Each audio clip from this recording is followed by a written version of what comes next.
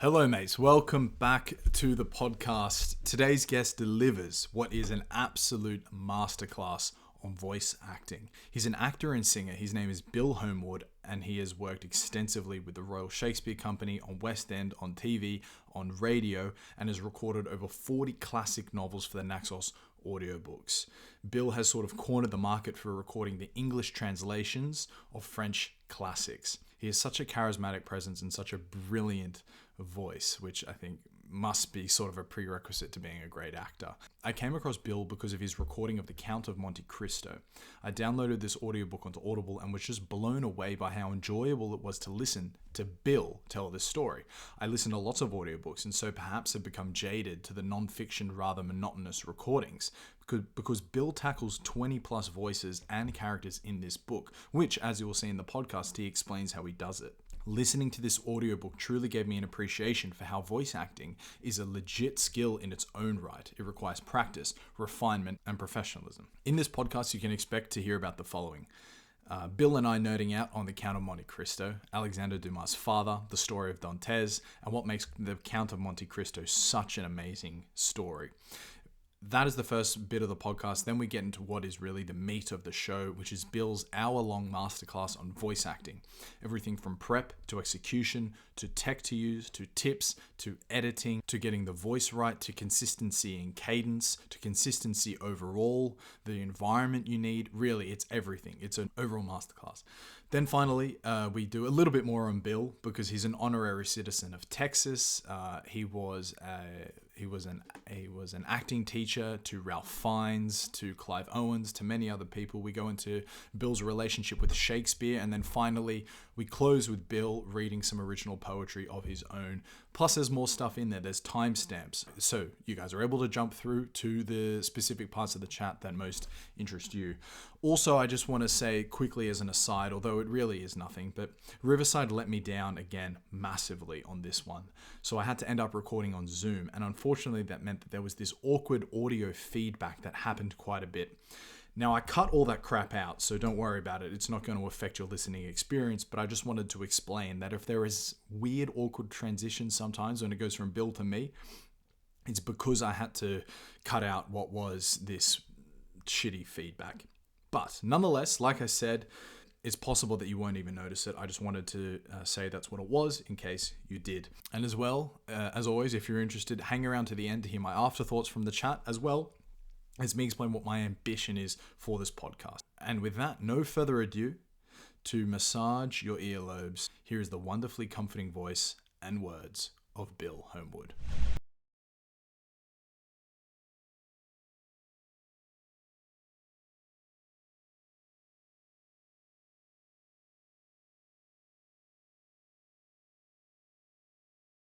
Mr. Bill Homewood, thank you so much for sparing me some of your time, mate. How are you? It's a real pleasure, and I'm fine here in the south of France on this rainy morning. Precisely, and that's actually where I want to start, in France, because you're now the second Englishman I've spoken to on this podcast who lives in France, but is also totally enveloped in the classics. The other is a medieval historian, a biographer of Machiavelli. You're a poet, Shakespearean actor. Is there like a love for old Europe that bridges the UK and France, or am I just making too much of this coincidence? I had to glance aside to think. I think there is, but I think you're talking about the intellectual university circles rather than anywhere else. I've been invited many times, and in fact, twice or three times, have taken on posts for several months at various French universities to where they were studying Shakespeare, for instance. And because I know a lot of Shakespeare, I ran workshops in French with Shakespeare in translation, but it translates very well, because the French use iambic pentameter in their great classic verse as the Elizabethans did.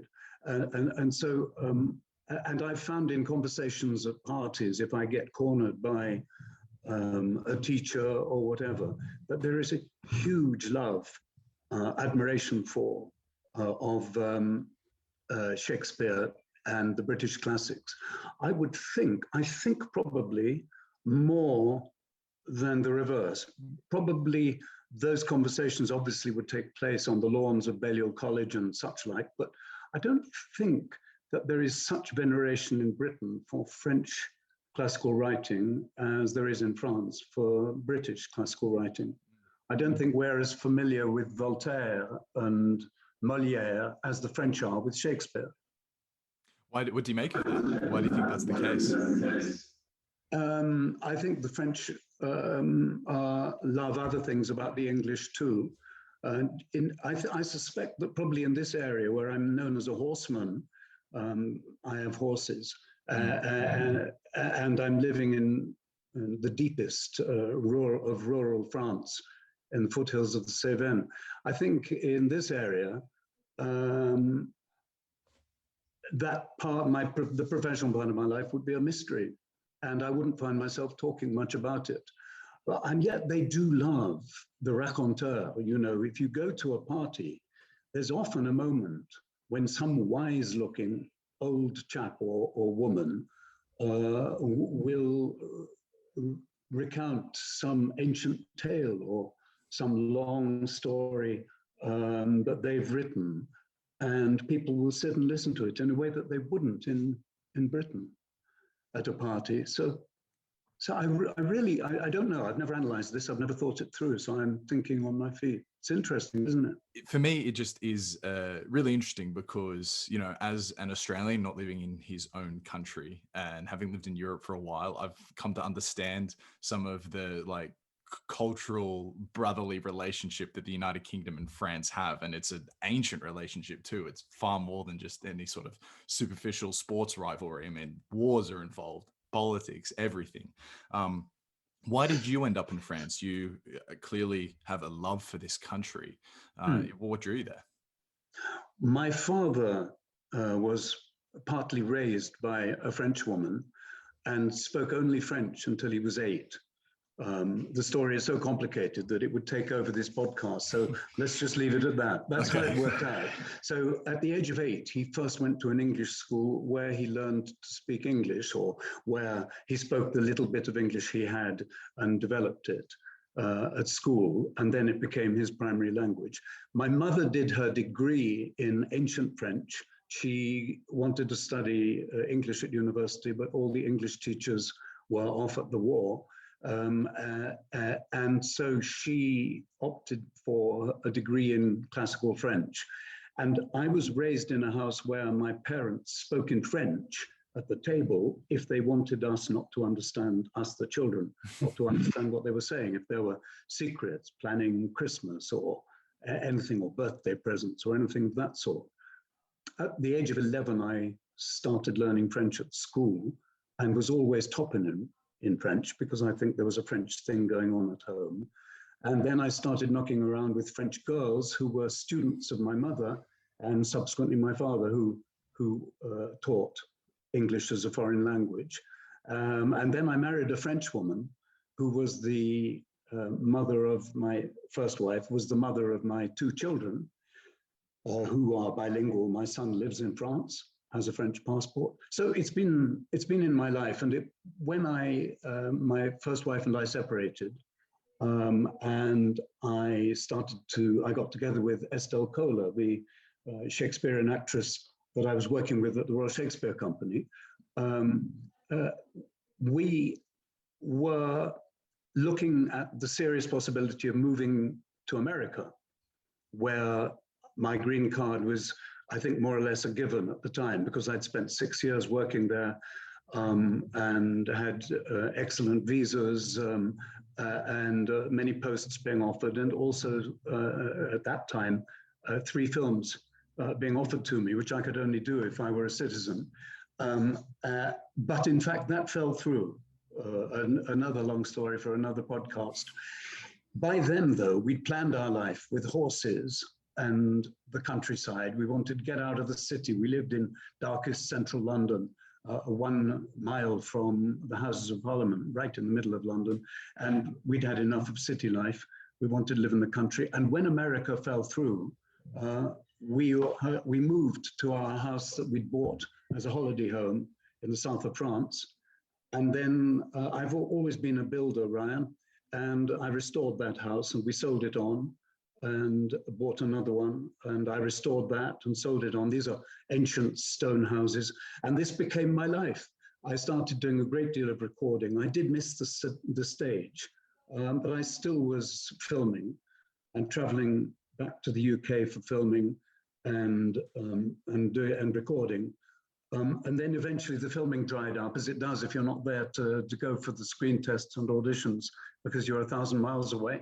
It eventually dries up. But by then my recording career, vocal recording, became mainstream work for me. The farm was very consuming. I was writing professionally. Our life was settled. Estelle wanted to retire and did so full time. And so our life became a French life. And since the year 2000, we've been here full time. Before that, we were here pretty much part time from half the time from 1987. So now we're here long standing. Since 2002, we've been fully resident officially. Yeah. And so that's the story. I think that's the first time I've ever told it in its complete form. Well, it's beautiful. It started off with some foreshadowing, obviously, from birth that France was going to mean more to you than just a language or just a nation of interest. But 20 years there now, it sounds extremely idyllic, that just escape into the countryside, repurposing old homes and so forth. But you brought us very well down to the recording side of your career. And Naxos, forgive me if I'm getting the publisher's name wrong. Naxos. No, Naxos. Naxos. We were just saying off air before we started recording that they have a commitment to some of the more obscure classics. And that got me thinking to ask you, what actually then defines a classic? What makes a classic a classic? You were saying that perhaps Zorro, another work of yours, wasn't potentially considered a classic, but then now maybe it is. Whereas many stories that I would never have heard of in my life, and most of the audience would 100% be considered a classic. So I just wonder what you think makes something honestly, a classic. I think it's terminology and semantics more than anything else. For instance, I studied guitar at the Guildhall School of Music as a student. At that time, I was planning a career in music as a singer, and the guitar I used to accompany myself. So I studied what was called classical guitar. You could also call it Spanish guitar. It's acoustic playing on a Spanish instrument. So it was known as Spanish guitar or classical guitar. At the same time, you can play modern music on a classical guitar, but still call it a classical guitar. I think it's just as simple as that, because Zorro is a classic, but a classic what? Classic American adventure tales written very excitingly, set on the west coast of America, with the Hispanics and the indigenous Californians at war with the settlers and so on and so on. We're talking about a series of books which are so loved, and so many movies have been made of them that you could call them classic.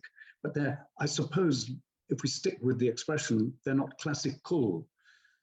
So I suppose it's as simple as that. Anything written much before the turn of the 20th century, much before 1900, tends to be regarded as classical literature or classic. Dickens at the most recent end, just pre-H.G. Wells and such writers perhaps in the English language, and then going back as far as medieval texts. Naxos have stuck with what you might better call quality literature since I've known them. So Naxos have stuck with these great gems of English literature since I've known them. I started recording for Naxos probably about 1985 or 1989, something like that, a long time ago.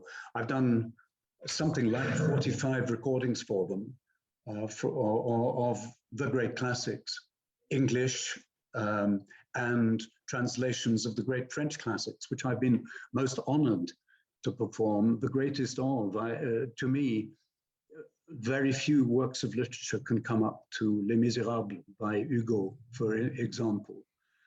And I seem to have cornered that work. It may well be because I can slip easily in and out of the languages. And even though I'm reading in translation, I need to be able to pronounce proper names and expressions without changing gear, clearing my throat, and looking in a dictionary first, you know. Mm. I have my little phone next to me with which I can quickly, when I'm recording, which I can quickly research if there's a little bit of Hebraic or Icelandic or something that I need to know how to pronounce, usually a name, sometimes an expression that they haven't bothered to translate, then I can quickly look it up.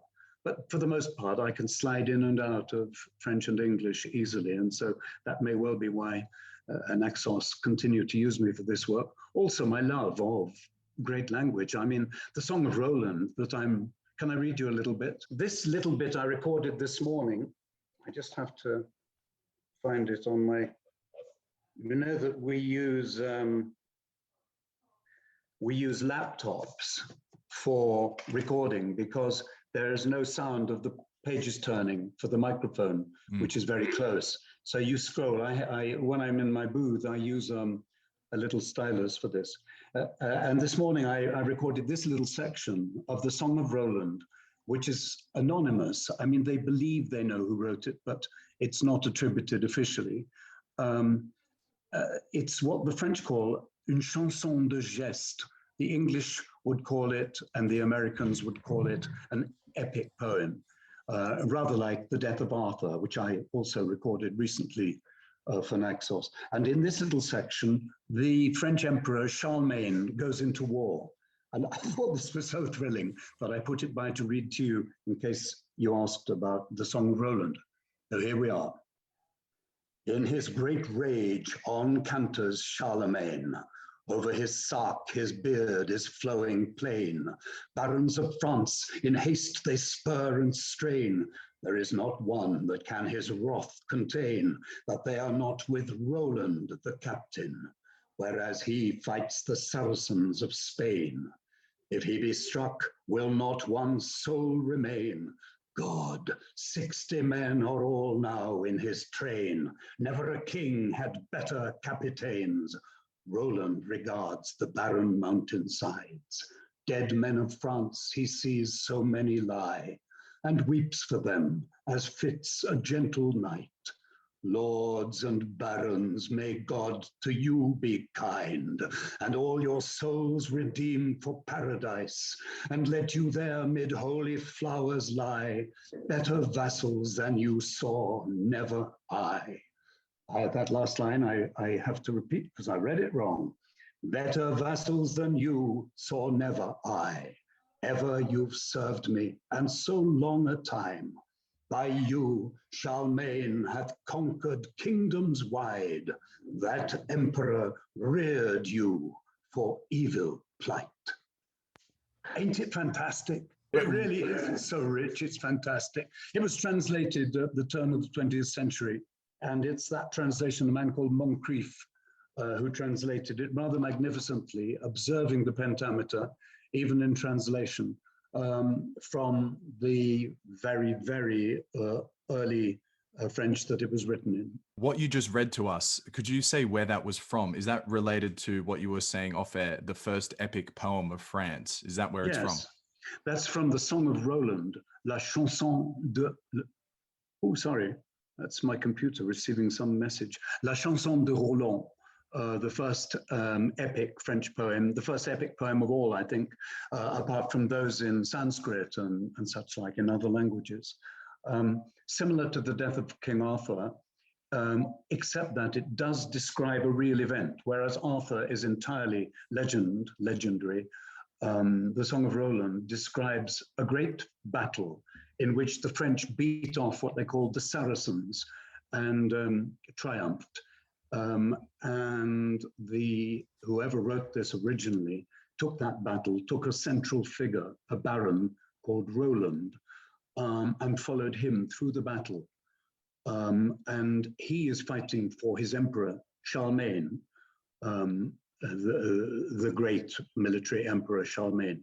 And I loved that passage because it was a moment of very high drama, when many thousands of the French were killed by the hordes of Saracen soldiers who fought very skillfully and very cleverly. And Roland stops and looks at the plains all covered with these dying people, dying and dead, and recites a sort of raging elegy over their bodies. It's just a wonderful moment, and deserves theatrical delivery. If you're reading Henry Fielding's Tom Jones or something, as I recorded for Naxos, you wouldn't approach it like that. You wouldn't approach it in such a, let's say, theatrical rather than narrative way. But I think this merits that. And what year is this poem from?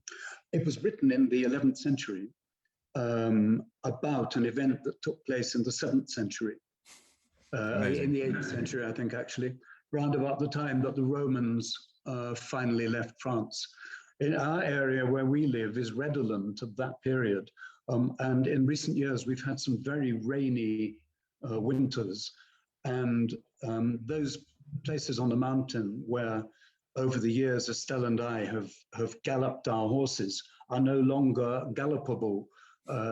Now the loam has been washed away by these driving rains that we've had. But interestingly, below these bridle ways or hunters' tracks is what they more or less are, and woodcutters' tracks in the mountains. Below them, we have discovered what the French call dalle, which means a flat area of stone or concrete. But these dalle are laid, flat-edged stones dating from Roman times. And they're now the actual surface that we're walking on the mountains, and which our horses are, poor things, are sliding about on if we choose to go into the hills. Now that's remarkable as well, because, you know, if you think about your love for the classics, or what I speculated on at the beginning, the love for old Europe, you're now to the point where you get to be walking on original Roman stone. I mean, that's very cool. Well, yes, we have ruins about 2 miles from this house on a hilltop. There are some ruins known as Mus to the locals here, and they're Byzantine. I mean, they're 3,000 years old, and there are still foundations, there are still walls, there are even still openings in walls. Some of the walls go as high as where there would have been a roof. Yeah, incredible. It is. And of course, there's all the great Cathar history here, internal warfare and strife. There's a village near me called Sov, where in one street where I lived for a while, where Stella and I lived for a while, in fact, our first house was there, the houses are linked by a subterranean passage, which was there to enable people to escape in times of trouble. Just to add context to the following question, before we get into the Count of Monte Cristo, when you look back on your life, this is a question not necessarily related to voice acting or acting specifically or writing. When you look back on your life, it can all easily make sense, but it must be lived forward and the future is uncertain. For me, and maybe other people listening, hearing about the paths of others helps us understand our own actions much better. So I'm specifically here thinking about the balance between serendipitous outcomes and intentional outcomes. And so I want to ask you, how many of the gigs that you have worked on over the years came to you through serendipity versus you were going directly after them? Probably half and half. For instance, I answered an advertisement in whenever it was in the 80s for somebody wanting voiceovers. I met a man by appointment. He called me and we arranged to meet by appointment on a railway station in London. I think it was King's Cross Station. No, it was St. Pancras Station. And we had a drink and got on very well. And he was just starting a company called Naxos AudioBooks. Now, out of the work that led to, and I got that job through chasing it. There was an advertisement in Stage magazine, which I'd replied to. But out of that recording work, I've done a great deal of other recording work that happened because of that. And so there's an element of both intention and serendipity about that. Bumping into Estelle in work, this happened because she was playing the lead in a play by Tennessee Williams in the West End called The Red Devil Battery Sign. And Tennessee Williams himself was co-directing it. He was present at rehearsals and putting in his two penn'orth as rehearsals went on. And it opened in the West End. At that time, I'd just agreed to do a tour for the Royal Shakespeare Company of America and Israel, of John Barton's great production, The Hollow Crown. And they didn't have a leading lady. They might have chosen Estelle, but she wasn't free because she was in the Tennessee Williams play. After 5 weeks, the Tennessee Williams play folded because of producer shenanigans. There were all kinds of infights backstage and so on, nothing to do with the actors. And the production closed. Estelle was suddenly available and got the job. And 4 days later, we were living together. We've been together ever since. And that's 44 years ago, Ryan. Then Stell and I, because I was a musician and could write music and sing and play the guitar, put together a number of productions, one of which was about Fanny Kemble, the great Victorian actress. At first we called it Shakespeare Lady, and then we called it Fanny. An American producer saw us perform it at the National Theatre in London and booked us immediately for a coast-to-coast tour of America. In fact, we did 2 or 3 for him. Douglas Schwalbe, really a visionary theatre producer, now sadly long since gone. But Doug brought us to America.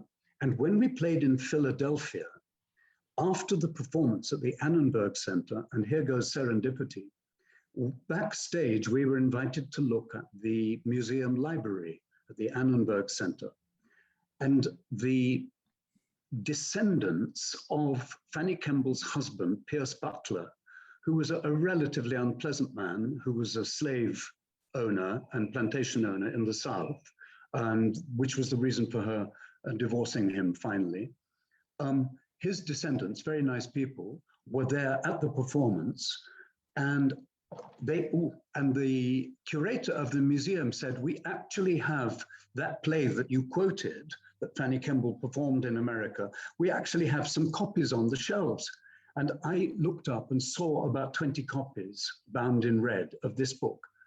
I reached up and took down one of them and opened it, and guess what? It was Fanny Kemble's own prompt copy with her writing inside. They didn't even know they had it. They had no idea that among all of these copies of that book was her own copy that she'd read from. Then inside, with a red pen, she'd struck out sections of text. And would you believe, she had struck out the exact same sections of text that I had struck out when I'd edited that scene for us to perform. So I would not ever claim that there was any supernatural connection between those two facts, but I would say that it meant that I shared an editor's eye with the great Fanny Kemble. I think that I've always believed that if you have enough balls up in the air, enough balloons up in the air, that one of them is going to come down to land. And I've run my whole career in that way. I'm always pushing projects forward and hoping that one of them will come in. And always there's a project coming in and there's another one down the line, further down the line. So it's been a mixture of serendipity, perhaps produced by ambition. And in my workshops with young actors, I point out to them that their agents, who may have, let us say, at least 40 clients, have therefore a 40th of an office day for each one, and a 40th of a 6-hour office day given a 2-hour lunch, which agents tend to take because they're nearly always having business meetings at lunch. A 40th of a 6-hour office day is not very many minutes, whereas the actor has 24 hours a day for himself or herself. So I teach in my workshops. I have in the past, anyway. I'm not teaching many workshops at the moment. But I've always taught that they have 24 hours a day for themselves, and that they should relentlessly pursue projects, and that these projects will in turn lead on to work and satisfaction. Your metaphor about having a lot of balloons in the air is perfect. It's exactly the same way I'm thinking about it. You need to have as many nodes out into the universe as possible for them to somehow, by pure chance, recognize you. I think you gave 3 wonderful types of different serendipity there. The first one, where you met this guy at a train station, is your intentionality and you meeting your ambition and doing the hard thing of putting yourself out there. And who knows, maybe that was the 50th voice acting gig that you responded to. Maybe it was the first and you got extremely lucky. But the serendipity is you never could have known that this would end up coming into a recurring work for you, and potentially where your most legacy work as well. I mean, that's just from my interpretation. Your recording of the Count of Monte Cristo, it's not going to be usurped feasibly, I would imagine. And so that can really be like your imprint on the world comes from this random response to the voice ad so many years ago. Obviously, meeting your wife, you live with her within 4 days, you met her 40 years later. Clearly that is serendipity, because the two of you, your paths before then, you couldn't have predicted that you would have met her there at that stage. It just happened to be. I had admired Estelle from afar as a regular watcher of television and visitor to the theatre. And I had done one recital program with her at the Aldwych Theatre in London. In fact, I have the poster on my wall of that very event. But I'd never thought that we would ever become an item, of course. But boy, I did admire Estelle Kohler very much indeed. Amazing. Well, you ended up getting the girl. So let's build a transition, if we could, to Alexandre Dumas and the Count of Monte Cristo. Did this project have extra significance to you, or was it just sort of another gig?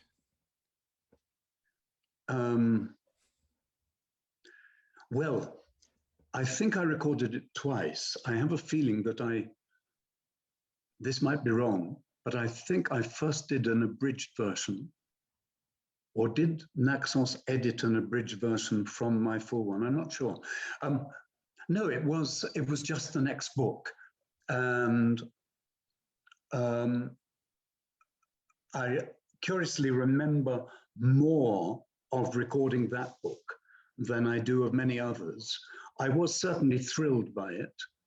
I think there's a striking image at one point in the book where for me the book turned, which was at some sort of ghastly public execution in Germany or somewhere, where some men are beaten about the knees and extremely, extremely badly hurt. And it's a punishment. And the girl who is in love with Monte Cristo turns to him and sees him standing there with a new look in his eyes, like an avenging angel, she says. And it's the first time in the book when, curiously, you realize that revenge has consumed him now. He no longer wants what he had before, as it might have been. He wants much more. And he becomes a very mighty, dark figure from then until the end of the book. Always heroic, and yet now seriously flawed. I completely love that as an actor, that ingredient in the man's makeup. That book took me, certainly from the very beginning, first of all, the issues of courage and loyalty, and then the issues of terrible betrayal, and then the issues of retribution. But before that, the issues of correction, and then retribution, and then serious revenge. So there's an arc of human behavior through the book which absolutely swept me along. There's no question that I was more thrilled by reading that book than I have been by many that I've read. And it's a curious fact that Naxos have told me that it's one of their best sellers in America, and continues to be so. And on Twitter, I routinely get very complimentary tweets from people who've discovered that I'm on Twitter about that book, very often Americans. And so it does seem to be a very great piece of work, that book, that perhaps is underappreciated because I had never, as a boy, I knew of it, but I'd never as a boy thought of The Count of Monte Cristo as being up there with, say, Paradise Lost or Les Miserables or the big Dickens novels. But it really is, it really does belong there. I think it's a piece of magnificence. I completely agree. I think maybe to just hypothesize and explain partly why it's so popular, maybe with Americans specifically, I don't know, but Dantes at the beginning is the most relatable everyman character ever, because he has he's not born with anything, and everything he does have up to a certain very low ceiling is achieved off the back of his own merit of being a good sailor, of being a good friend, a good comrade, or being a good, being well servile to his boss and also loyal. And then he's thrown away unjustly. And then I think this is where, for me at least, it's the potential of education and how far that can take you. Now, it's the most hyperbolic distance ever, because feasibly no man could become such a master of the universe as Monte Cristo does. But that there's not, at least for me, and I'm not a very well-read person, right? But just from characters in literature and movies that I've seen throughout my life, there hasn't been someone as relatable as that, because they don't have any special endowment on them. It is just the full potential of what a man could be. And then obviously he goes on to just do a bunch of extremely devious, but also entertaining things, because you as the viewer get to see behind the scenes and how he's manipulating everyone to work against themselves. And that's probably why. And he's also, just perfectly the master of the universe. In every room he walks into, he's the most mysterious person, the most interesting person, the smartest person, and the most dangerous person, all simultaneously. And everywhere he goes, he is, he's revered almost. And that's, maybe just me projecting a little bit too much, but I think there's a part of that in everyone to sort of aspire to. That's why we respect these sort of people so much. But yeah, the scene you were talking about, I think was in Rome. Rome. Shortly right. after. It wasn't Germany, it was in Rome. Yeah, yes. Shortly after. And yeah, you're right. That actually scene also, the avenging angel, also stood out to me a lot as well. And I imagine is a very memorable line and scene from the book, because yes. Monte Cristo forces these guys to come with him when they are very hesitant about going to see a public execution. And Monte Cristo is basically again and again confirming why this is in fact a good thing. And you realize at the avenging angel, he just loved it for the sport. There was no philosophy that he was trying to expound on it. But are you familiar with Alexandre Dumas' father, Thomas Alexandre Dumas? Yes, the senior, not really familiar with, but I know of him, of course, yes. There is, perhaps you could explain from as much as you know, who he was, but then also how he was a key inspiration to the character Dantes. And this is Alexandre Dumas' father. Yes. When I recorded the book, I would have done my background research, and I would have been able to answer properly at that time. And it's so many years ago. I don't know what year that was recorded, but in the 90s, I think. Oh, really? Perhaps no. I think I recorded it here in my other booth. So, Yeah, anyway, maybe 20 years ago, maybe 18 years ago, long time ago. And so I don't remember. I used to write the study notes for all of my records for Naxos, and they don't now produce those.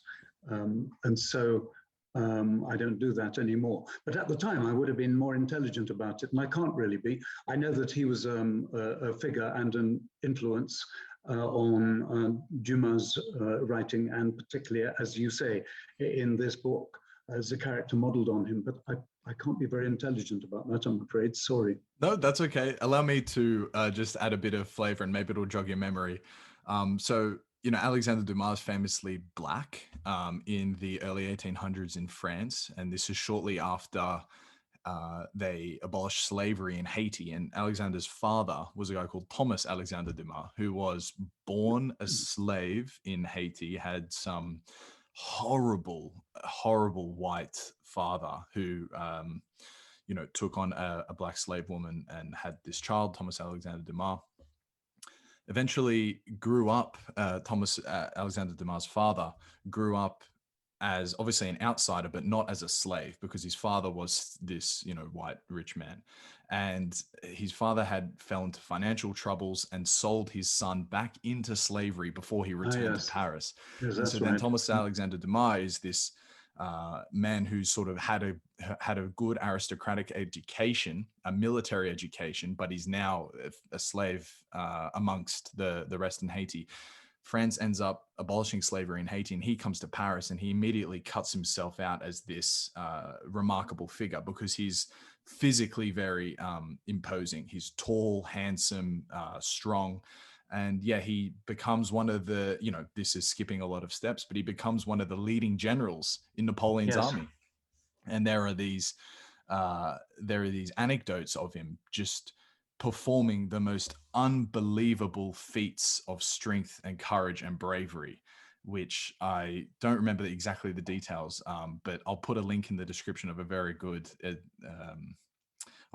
biography of this guy to hear it. But unbelievable feats of courage and bravery, and you would also just say stupidity. Things like taking 4 men and trying to mow down 100 men and succeeding. This kind of wild stuff. And anyway, Thomas Alexandre Dumas was such a popular figure amongst the group, but he also wasn't born with any sort of birthrights. Right? You get Edmond Dantes comparisons a lot here as well. And then Napoleon feels threatened by him because Napoleon, for whatever reason, he as much as he admired Thomas Alexandre Dumas earlier on, he started to see him maybe as a threat. And so he banished him to an Italian prison where Thomas Alexandre Dumas essentially lost all of his faculties and ended up being released 10, 20 years later to die in France. But up until the point where Dantes is put into Chateau d'If, there is too many comparisons for Alexandre Dumas' father to ignore. And then you kind of get the sense that he then, Alexandre Dumas, wrote the ultimate future for which he wished his father could have had. And obviously his father was someone he admired very much. He never knew him. He died very young, but he grew up on the stories of his legendary father, the black general in Napoleon's army. And when I learned that, it added so much more flavor to the story as well. Yes, at the time, all of that information would have colored my approach to the book. But I have an appalling mind which ditches, just as one ditches scripts afterwards, an appalling mind that ditches information. I think it's to the despair of Estelle, who remembers everything that she's ever learned. And so I swapped for a recording, and then sadly, part of my brain sloughs it off. Also, by the way, some years back, I had this was before this, but I actually lost some memory after an accident when a stunt went wrong. I was filming, and I was thrown on a human catapult, which wasn't supposed to throw me. It was supposed to throw the dummy of me. We had to do a cutaway of me in it. And they let it go by mistake, and the damn thing threw me, and I was quite badly hurt. And I lost smatterings of memory from back through my life as part of I had quite serious injuries including a head injury. And I think to this day that there are lumps of memory that have gone. Well, I know to this day there are lumps of memory that have gone. And I sometimes wonder whether that would explain also why stuff I've learned since then, occasionally I lose so readily. But that may not be for your podcast, but it's interesting. Yes, the book, though, is not a work of philosophy. It seems to me that if you draw philosophical conclusions from the book, that's because it's a great story about trust, loyalty, honor, and revenge. And one can draw one's own conclusions, but it doesn't set out, as Hugo's books rather more do, to tell a story of goodness surviving in a world of evil or whatever. I'm thinking of The Hunchback of Notre Dame or Les Miserables or much of his poetry. Dumas tells a cracking good story and tells it wonderfully well. And the issues are the biggest issues that there are. But he doesn't seem to draw conclusions himself.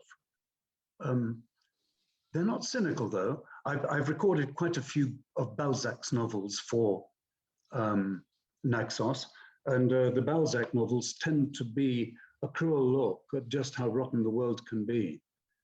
In fact, the first one I did was Père Goriot, Father Goriot. And I told my brother, who's a scholar, I told my brother that I'd just recorded that, and he said, "Oh, don't talk to me about it." He said, "It's a book I can't even think about, and I had to study at university." It turns out John, my brother, has two daughters who are wonderful girls and his loyal daughters. But in Père Goriot, the daughters betray him, betray the old man, but cruelly, cruelly. And it's relentless, the betrayal. It's an entire book of punishment.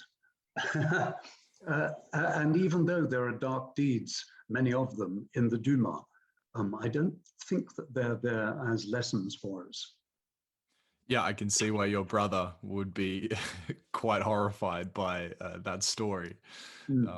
It's a shame that you had that injury. I mean, that sounds terrible. I couldn't help but think of a recent comparison of Alec Baldwin accidentally shooting a woman on set. Like, how did these things happen? It was exactly the same. It was a giant constructed catapult that worked, and it was a comedy. It had that I was filming, and I was playing a comic character, the Emperor of Rome, the sort of Caesar character with a Caesar type ivy leaves around my head and so on, and wearing a huge cumbersome tunic. And at one point, and the catapult, of course, is for throwing barbarians to punish them across fields and so on. And they'd already done the shot of the dummy of me being hurled across a field for this shot. And the comic moment was that my son said, "Whatever you do, Father, don't sit in that." And I sit in it, and it triggers it and fires me. And at that point, they cut to the dummy. So the director wanted a pickup of me sitting in it. And the scene was a sort of walk thing. And so I sat backwards into it as scripted. And the men who'd been rehearsing that morning, operating the damn thing, on action, they thought that they had to repeat what they'd done that morning. I was a long way from them. They possibly didn't even know it was me. The person who took his eye off what was going on must have been the first assistant director who was calling the shots. I think the director was probably behind a camera somewhere, some way away. And on action, instead of just gently rising it, lifting it 4 feet or something, which they then could have speeded up and cut into the dummy, instead, suddenly I was hurled up into the air and out in a tunic that I couldn't get my arms free from, so I couldn't land or properly or look after myself. And the great machine was sitting on pine trees that had been felled and the branches sliced off like that all the way along. And as I came down towards it, I saw I was going into these things which would have gone right through my head. But in fact, my head landed between two spikes on the head first onto the trunk of the tree.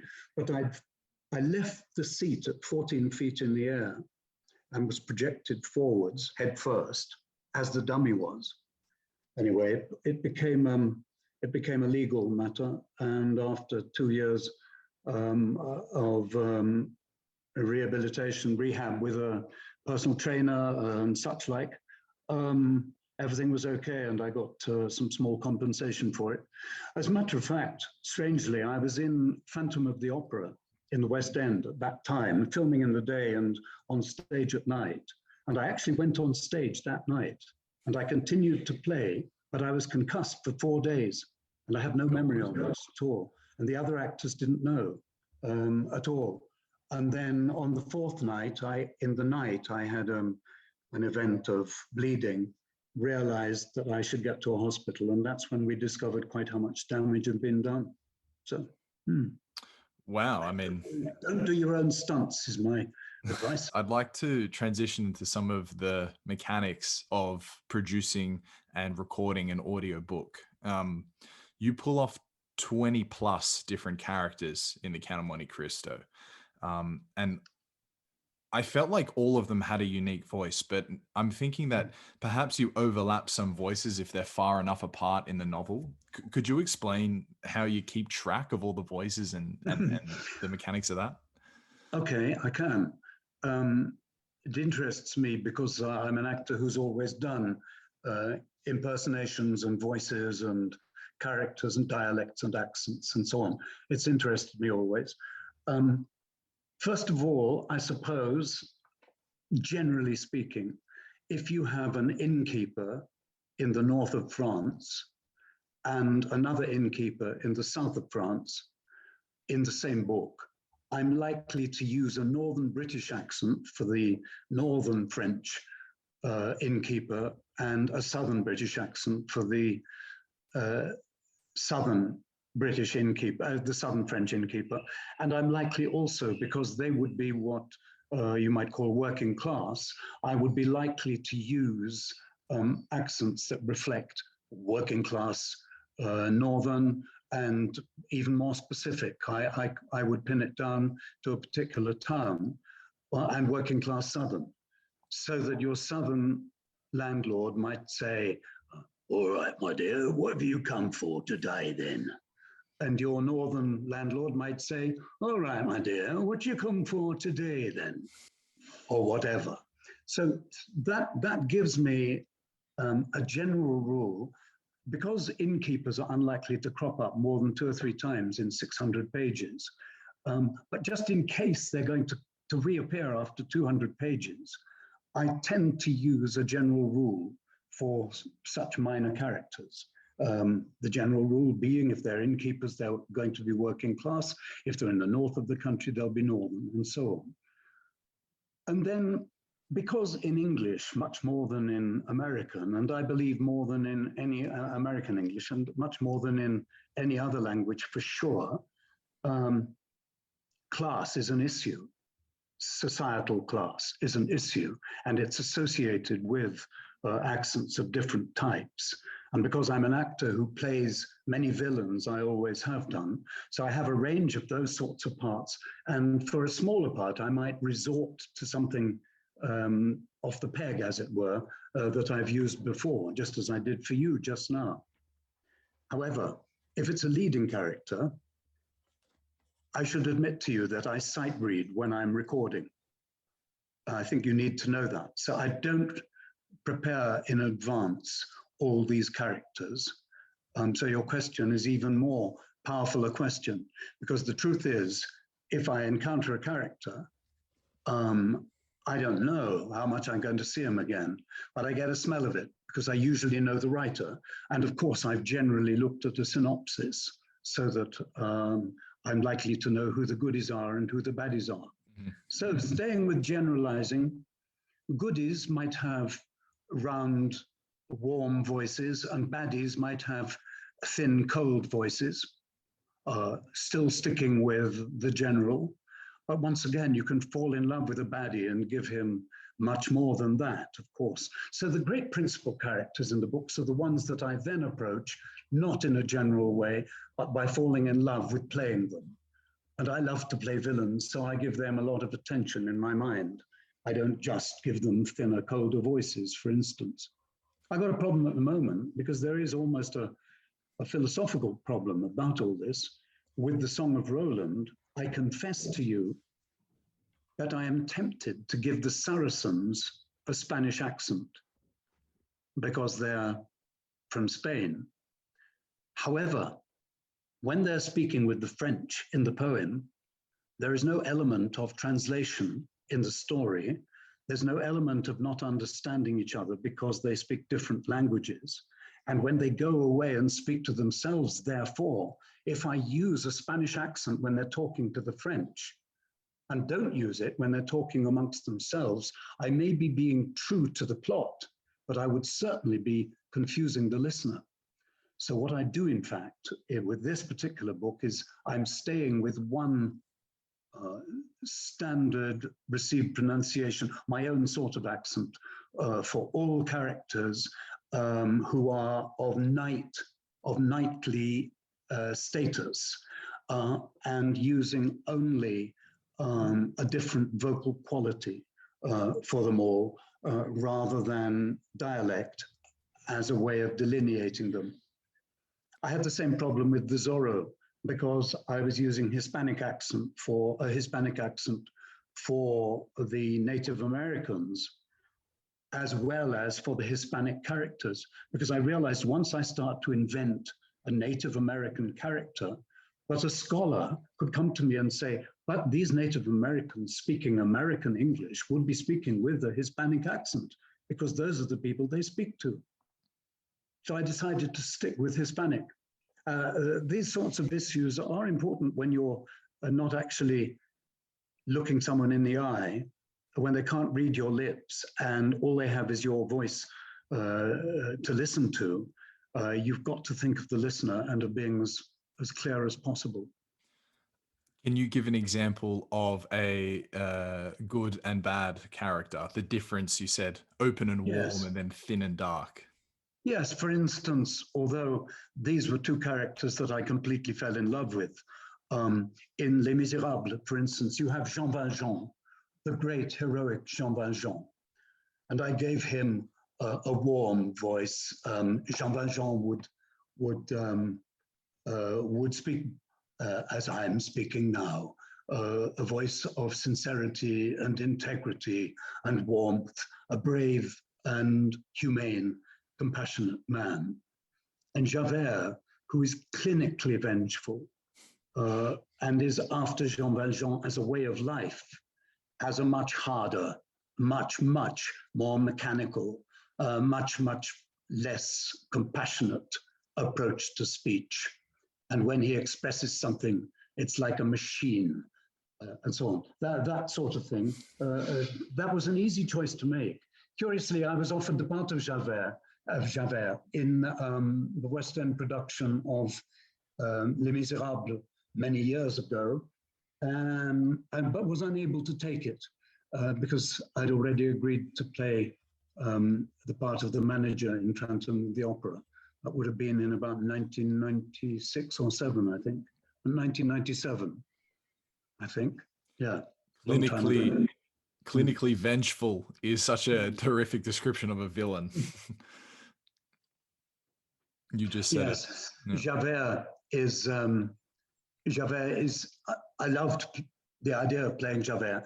Javert is dedicated to discovering, entrapping, and punishing his prey, which is the wonderful Jean Valjean, who is a sort of Christ figure, who is ever forgiving and whose flaws are completely excusable and whose death is a moment of very high tragedy and sorrow for the reader. Whereas when Javert jumps into the river and kills himself because he's beaten by the forces of good, if you like, one can only celebrate. So that's a good clinic on how you might craft the different voices for the different characters. But what about keeping track of them? So say there's 20 plus characters. Do you have almost a note card of the character name and say whatever your indication is for the voice? Or is it just something that is imprinted on your memory as you're reading a book? That is such a great question. I'm going to go just walk across the room and fetch something and come right back with it to show you. This little bundle of papers, which I'll show you an example here. This was from the Le Mort d'Arthur by Thomas Malory, whose French wasn't that good, I suspect, because it should be La Mort and not Le Mort.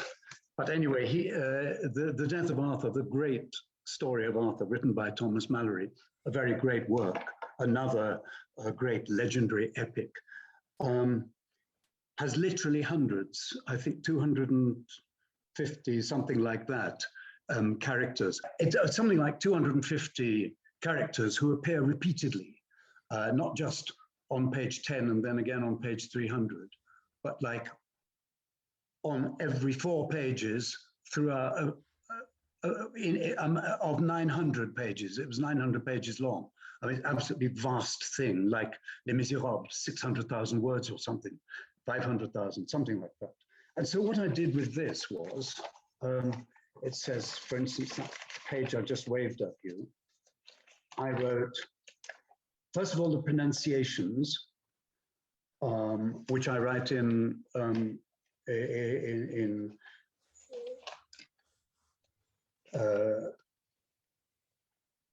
because I have to take decisions when it's ancient French. So in sort of quasi-phonetics, I write out how I've decided to pronounce a name that you could arguably pronounce in several different ways. So I take a decision once near the beginning of the book, and I note it on here. Then, for instance, with the book I'm recording at the moment, I did this work in advance because the Song of Roland is it's a complicated piece in verse, and I knew that reading it, scansion would matter. That is the emphasis on particular syllables in order to conform to the verse form all the way through. And so here I did my work first and scanned through the book looking for names, checked them to see whether they were Saracens or Franks, and then made decisions. For instance, here is Roland's best friend, or Olivier, known as Oliver in the translation. Roland's best friend, intelligent, wise, and prudent, good bloke, fat, I wrote. And the only reason I put fat is not because I envisage him as fat, but because I knew that fat would lead me into a certain voice quality. And he would talk a little bit like that, just a little bit breathless or breathy, and a little bit high, and a soft, a kind voice, but with that sort of energy. Here I've put Ganelon, evil, envious, stepfather to Roland, evil voice, treacherous. I put in brackets Judas, and then I wrote dropped. Dropped meaning a dropped accent. So I would put that hard edge and just slightly drop the quality of the vowels a little bit to make him a little bit more sinister and threatening. In fact, he hasn't cropped up yet in the recording, but that's there for me for when I come. And then I have these notes next to the booth. And when I get to that moment, because I'm recording digitally, I just leave the digital recorder running. I use a Zoom H4n, a very good little machine. I leave that running. I get the piece of paper, lots of paper rustling noises, check it out, put it back, get myself back into my recording position, count 4 or 5 seconds to give the sound editor time to snip, and then I get on with it. It might be interesting if I told you the Naxos process, because this is one of the things I admire so much. I have recorded for other producers, and they may well have pulled up their bootstrings these days, but to compete with Naxos. But what Naxos do, first of all, I record the book here onto a memory card. Then I upload the memory card into my computer and upload it into Dropbox so that I know it's there and I've got it. Then I forward a link to the office in London, and they download it. Then they send it to the sound editor, and I send them a script which I've annotated. I use an app called iAnnotate, which is very good for this purpose, which I've annotated with all my restarts and retakes. So using a special hieroglyphic language that he understands, which is mainly musical, pause signs and dashes and repeats and so on. So the sound editor then takes out all the retakes that are within a recording block. Before I send it, I take out whole recording breaks if they're useless. So I do a primary edit. Then he does a secondary edit. He then sends that to somebody. He then sends that to somebody that Naxos call the listener. And a listener, a professional listener, then listens to the record. And this is always a scholarly person who has a working knowledge of the languages that I'm using in the script, if it's French or German or Spanish or whatever, and also will pick up on any slips. For instance, if I've said gobbler instead of cobbler, or, sometimes when you're reading at speed, you make mistakes. They spot those things. Then they send the whole thing back to me for what we call patches. I then record all those patches and I send them back via Dropbox. I put them in Dropbox, send the link to the sound editor.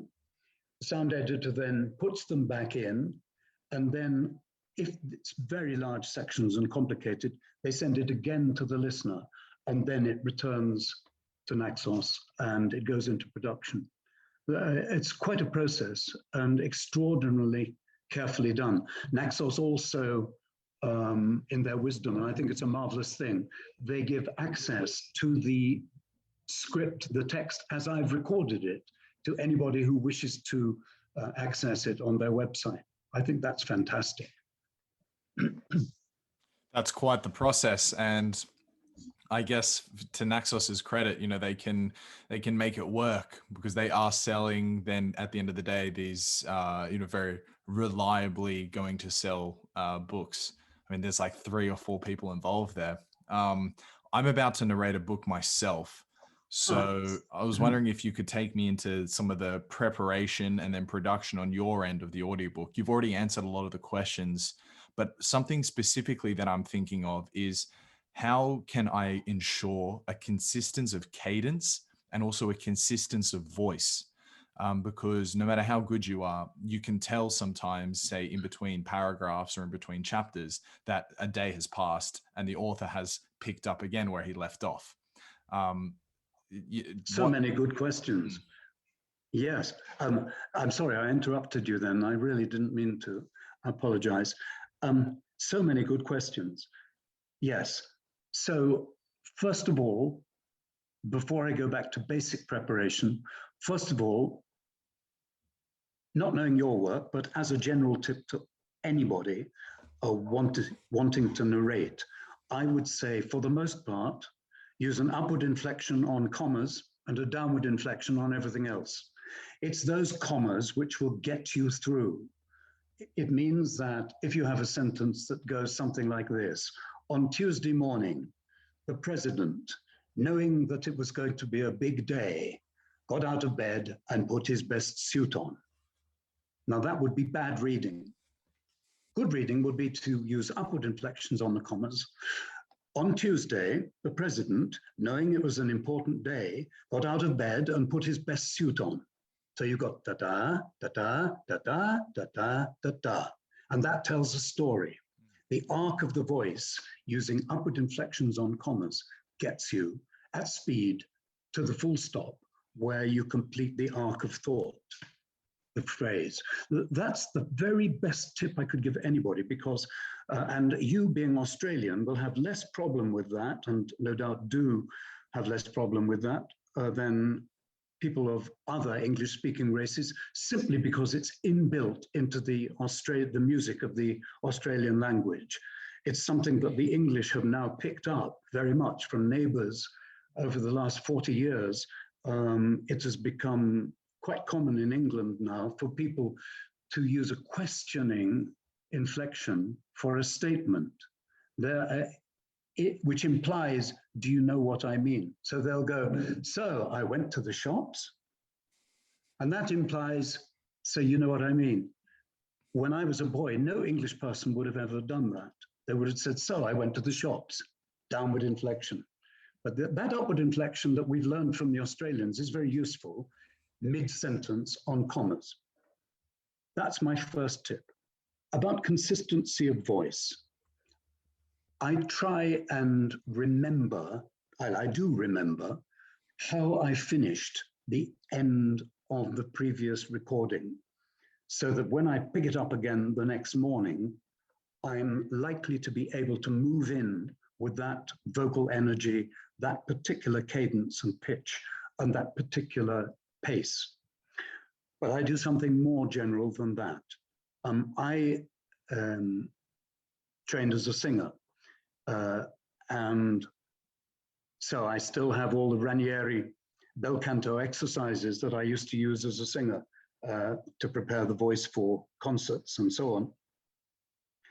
And every night, every single night, before I go to sleep, when I'm recording, I spend about 10 to 15 minutes singing endless, boring scales up and down to la la la sort of thing. Occasionally I sing operatically, but I always sing loudly. What that tends to do before bed is it cleans up the larynx and prepares it. When I wake up 6 to 8 hours later, the larynx is clean and relaxed, and I can go into the recording studio with my voice at its plummiest and richest first thing in the morning. Otherwise, first thing in the morning, it would sound like first thing in the morning. So I have to do that, and I do that. I look after the voice. It takes a full 3 weeks of preparation for me doing that nightly for the voice to be at its best, but it takes me approximately a week for me to get the voice ready for recording first thing in the mornings. It takes me about a week to prepare. So I wouldn't start recording a new book until I'd had about a week of working the voice back up. The other thing I do, like nearly all singers, is I tend to avoid rich dairy products when I'm recording, simply because they make the voice a little bit husky. I mean, nearly everybody is partially affected by that, but I actually have an allergy to it. I love it. That's probably why. I'm probably chemically addicted to cream. But if I have cream or rich milk in my tea, even, I'm husky afterwards and would have to work the voice to get it back. So you can't get out of bed at 6, go into the recording studio, sit there and work the voice, and then expect to record. So what I do is I record for shorter periods in the first few days of starting a new book. The moment I feel the voice is fatigued, I stop that day. And each day I add maybe 10 minutes until I'm doing my usual 30 pages a day, that sort of thing, which I do in about 2 hours. 15 pages an hour is, with normal prose, would be my normal speed, including research as I go. So I can calculate how long a book will take me according to how many pages it has on the basis of 15 pages an hour. So a very difficult book where I have to stop a fair bit for research purposes would be 12 or 13 pages an hour. And an easy book that rolls on a good day, 17 or 18 pages an hour. So 15 pages an hour is a good average. That's what I do. This is different. The Song of Roland that I'm recording is in verse. So I'm not thinking in terms of pages because obviously there are fewer words on the page, but the verses throw up many more problems because of scansion and because it's in translation, and therefore the scansion isn't always good. I don't mean just iambic scansion. I don't just mean di-da, di-da, di-da, di-da, di-da. But if you know that there need to be 5 metrical feet in a line of verse, then you have a problem with some lines in finding where to put them, if you see what I mean. I'm trying to see if I can find an example. But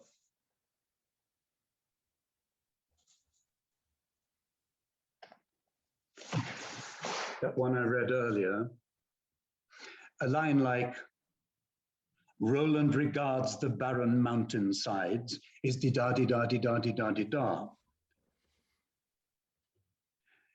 But the next line, dead men of France, he sees so many lie. If you delivered that iambically, it would sound horrible. Dead men of France, he sees so many lie. So you're going to go, dead men of France, he sees so many lie, and you're going to lose men. It will end up for purposes of scansion, dead men of France, he sees so many lie. And that actually is the normal reading. Dead France sees men lie. So with this recording, the time I spend when I have to take time out from the page and have a think is all about scansion. I think I owe it to the listener that the story should be compulsive and should roll, and that's in the verse form. So preparation, yes. First of all, because I love to sight read, I study the synopsis, I Google the book, I do the background work that we talked about. Then I get the voice ready, I glance ahead, especially at the beginning of the book, to know what I'm going to be up against. Then I usually do 3 or 4 false starts while I settle in to how I'm going to be approaching it that day. And then I do my recording. We are speaking at this cadence, at a conversational speed. Can you give an example of what the recording speed would be like, just side by side? Because we speak much faster than we would record. And I also imagine most people then listen to the book at a certain speed beyond 1x. But just, could you comment on, is that just a thing of it's easier to read, it's more consistent to read? Or is that from an aesthetic standpoint, there is a certain cadence that you want to keep? Well, first of all, I begin all books slower than I continue them in, so that I want the listener, I want to take the listener's hand and take them on a little walk with me with regard to the plot. Near the beginning, I want to beguile the listener into knowing where I am with this story, what I'm doing with it, and I want to be the storyteller that they want to listen to. So I do begin slower than I continue. So within about 3 pages, I'll probably be up to the speed I then use for the rest of the book. But here, I've got Old English, although it was translated in late Victorian times, or Edwardian times, in fact, nonetheless, it is a version of a book written in ancient French, therefore in pseudo-Chaucerian style of English. And so there are very few times when I'm recording this, when I'm working at conversational speed, very few times indeed. Sometimes with lists, you know, in a fight scene, I might read fast. I'll see if I can find an example. I happen to have this book on the go at the moment, so that's why it's the easiest one to access. But if I can quickly find, yes. So here's an exciting fight. this I might read fast, like this. I begin a little bit slower.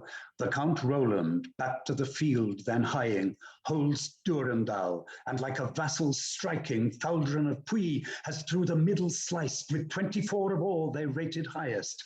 Was never man for vengeance showed such liking, even as a stag before the hounds goes flying, before Roland the pagans scatter frightened.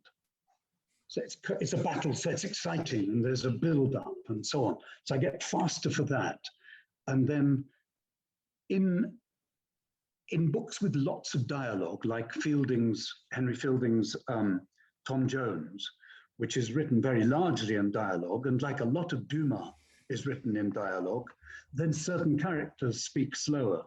A priest might be more reflective than a peasant farmer, for instance. And so you might speak at different speeds to give your listener variety. I believe we owe our listeners a variety of pace. And so we have to, if the book isn't easily providing it, we can't just do 20 pages at the same pace. We must find reasons to be, to slow down. And I use reasons of intimacy. Sometimes I regard a section in a book I'm recording, sometimes I regard it as perhaps a secret. So I might become confidential. So I might lower my voice. I might move a tad nearer the microphone, and I might speak a little bit slower because I want the listener to take this moment very, very seriously before the plot builds up again and we have, more exciting material. But I think you're probably right. You're probably right that we tend not to record, certainly not at party speed anyway. Not at party speed, but I mean, even at the speed that this conversation we're having now is going, which is probably slower than I would usually talk as well. I know that might just be me, but I've just noticed that about 1.5, 1.7 speed is usually a conversational cadence.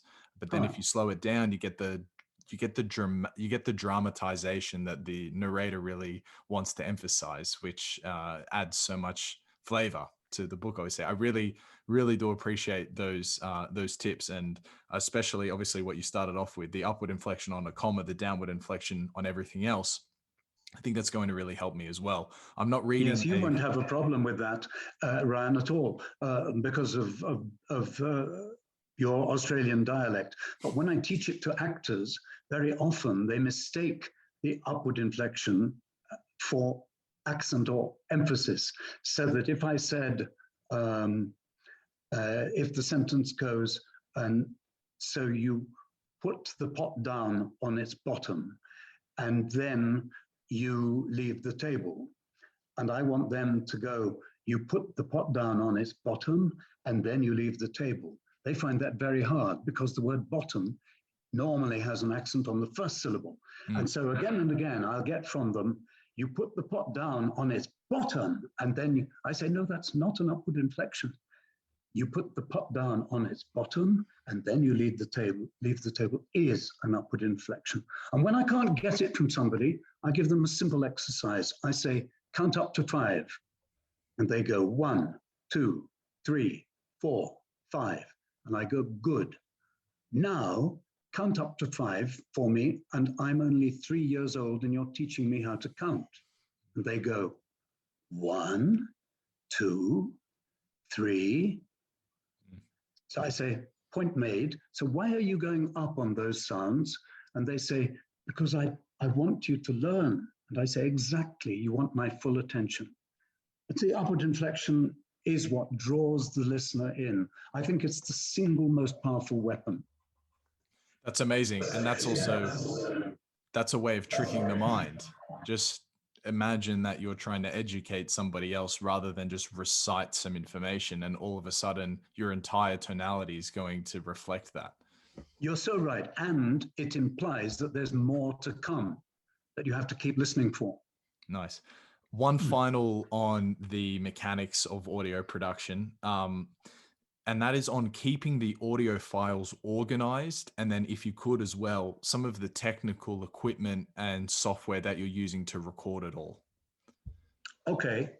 The way I use, I'll start with the equipment. I've got a very good Rode mic, and one designed for vocal recording. I don't use a baffle screen. I use sponge on the microphone. I tend to work at 45 degrees at exactly 32 centimeters from my mouth to the microphone. And I have the script on an iPad, on a mini iPad I use, which can tuck away nicely to the right of the microphone. And because my voice has a lot of chest presence, it's just as well that I'm working at 45 degrees. The microphone's looking at me 32 centimeters away, but it's at 45 degrees to my mouth, and I'm looking straight down at the script. That's my setup. I'm sitting in a booth which I built, which is lined with acoustic foam, and I've built it so that it encloses me entirely. People sitting inside it and speaking for the first time, if they've never experienced completely dead acoustic air, are quite shocked at it. I'm used to it, of course, after all these years. And then I have a baize tabletop, and I have a piece of carpet on the floor below. I tend to make sure that what I'm wearing is unlikely to make a noise. These mics are incredibly sensitive. For instance, if I haven't shaved like this morning, and I have the collar of my dressing gown, remember I'm still in my pajamas when I come in, the collar of my dressing gown against the whiskers, and I move my chin against it, the microphone's going to hear that. So there are certain matters of behavior, of manners, that I have to adhere to. Then I record into a Zoom H4n is the particular digital recording device I use. And I've set it so that the wave meter doesn't exceed a certain point. And I know that if I'm going to do a shout or something like that, which I tend not to do in the booth, but if I do, I know that I'm going to need to look away from it, or it's going to pop it for sure. There's no risk when I'm recording of peas popping, because the puff of air is not going to strike the microphone except very obliquely. Then I usually use 32 gig memory cards, but I've stopped using them since the last book I recorded for them, a wonderful little short story, well, not short story, but a novella by Balzac called Colonel Chabert, which has just come out last week, in fact, in CDs, and has been out in downloads for a couple of months now. We had a problem, and we traced it to the memory card itself.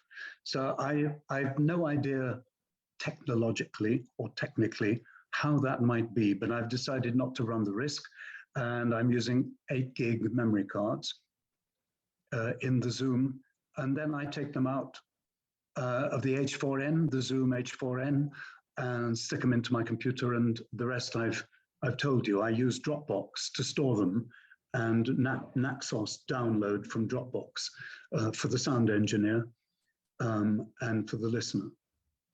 The other piece of technology I mentioned in passing is this very, very excellent app called iAnnotate, which when I first had it, was only available if you had an iPad.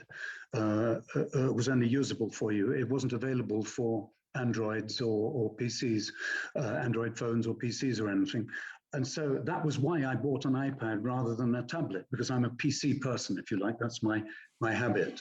But I bought the iPad for recording because I could upload iAnnotate into it. However, I've learned that in recent years, iAnnotate are producing the same thing for Android and for PC, but I've got my iPad, mini iPad, so that's what I use. And in iAnnotate, as I record, let's say I go, the Song of Roland. What's the opening of this one? Oh yeah, there's no author credited. Yeah, The Song of Roland, read by Bill Homewood for Naxos AudioBooks. That might be the opening credit. And say I do it and don't like the way I did it, then as it's the title of the book, I usually give that its own WAV number. I make that one single take, and then I start a new take for the book. But if I get it right, I'm very pleased with it. But I've done it 2 or 3 times on the same recording take. Then I put a slash before the text starts for every single mistake, so that then the sound engineer has I annotated script, which I send by email to him. He has that on his left, and he has the WAV files in front of him on his screen, and then he can reconcile the two. That's how we do it at Naxos, anyway. Amazing. And one final question on the mechanics of it. When you sit down to record, do you save each file according to the corresponding page numbers or the corresponding chapters? Just because I'm imagining when I go down, because I'm also going to be editing this file. So I want to make sure that I have the easiest time possible keeping it all organized, especially since there's going to be thousands of mistakes and questions and sentences I need to do again and things like that. Okay, and in fact, I set it up already cross-referred. I don't know if everybody does this, but I always worry for the reasons you just outlined. I think about the sound engineer and the complications for him of finding stuff, however skilled they are. So what I do is, first of all, I recommend that anybody doing this work does not record in too long takes. The takes need to be relatively short in case there's a problem, and also simply for this business of finding them. So I might record for 30 minutes, and at 30 minutes, that will be my maximum. Very often I record for 5 minutes or 1 minute and call it a take. I then mark in my recording script using I annotate, I mark with the stylus, let's say it's take 27, so that would be 027. And then next to it, I bookmark it, so that in I annotate, you can bookmark at any point. So every single recording take, every new recording, after every recording break, there's a bookmark which you can access by going to the bar to the left of the screen, and you can scroll down through the bookmarks and find any one you want. So I give the sound engineer a script that is annotated with WAV file numbers and bookmarks, so that he can find those WAV file numbers. Then, when I send the sound files to Naxos, I take my script and I renumber all the WAV files to match the way that I've annotated them in the script, so that there's no confusion for anybody about which bit is where, and above all, as you pointed out, so that they can quickly access any section. Also, another joy of I annotate is that there's a find within it. There's a find button, so you can find what you like in the script, see which WAV file it's in, go to that WAV file using the bookmarks, and within a page or two, you can track it down. Unbelievable. Well, thank you so much for the masterclass in voice acting. Perfect. Is there anything else you think would be worth saying, just as is this a brief introduction for someone who was going to record their voice and they wanted to do it in the most professional manner possible? Well, it's certainly been helpful to me that I spent a great deal of my career acting in Shakespeare, because Shakespeare's use of language is so rich and so inventive that nothing can surprise you if you've done a lot of Shakespeare. Secondly, of course, because I've recorded a lot of classics, it's helped me that I've worked with the master of all, the great Shakespeare, whose thoughts are so complex and difficult sometimes to unravel, it trains your mind to unravel text in order to put it across clearly for other people.